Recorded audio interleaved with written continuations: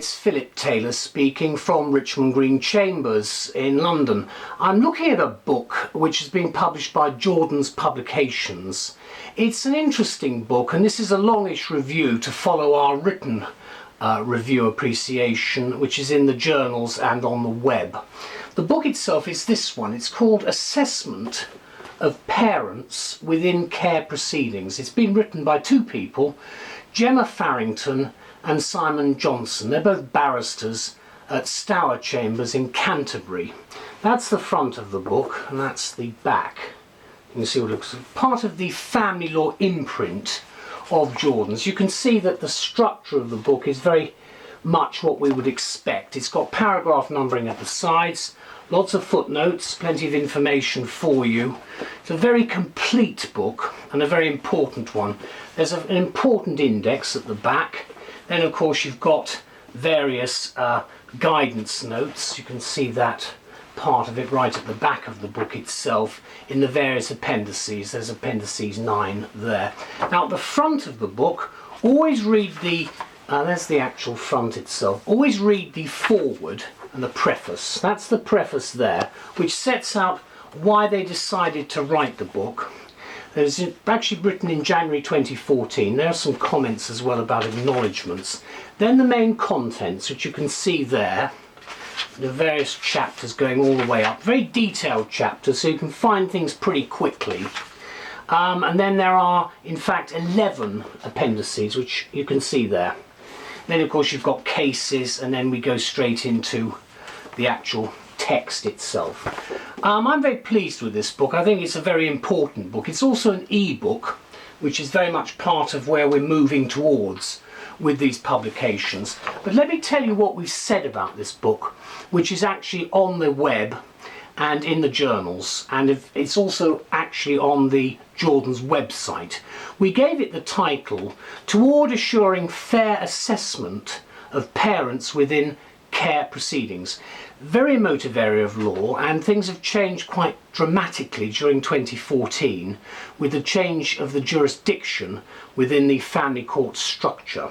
But this is what we say. This is a new title from Jordan Publishing, which is their family law imprint, and as such is a detailed guide to this especially difficult area of law. The germ of the idea for producing this book emerged from a conversation between its two authors, that's Gemma Farrington and Simon Johnson, while they were waiting for their case to be called on.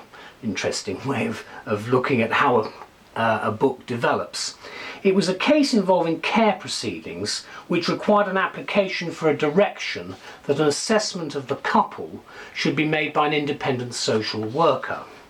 You can infer from this, and correctly, that both authors, each experienced barristers, have had considerable experience in dealing with such cases, arguing either for or against the making of such directions.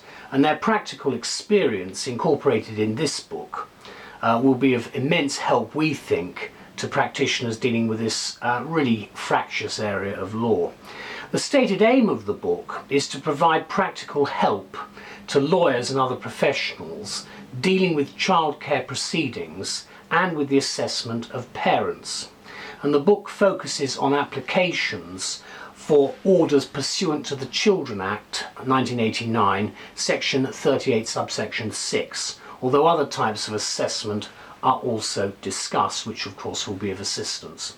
The authors offer up quite startling statistics that in 2011, that's a typical year, applications for care orders were made that involved 29,492 children, adding the assertion by the state that each of these children was, quote, suffering or likely to suffer significant harm.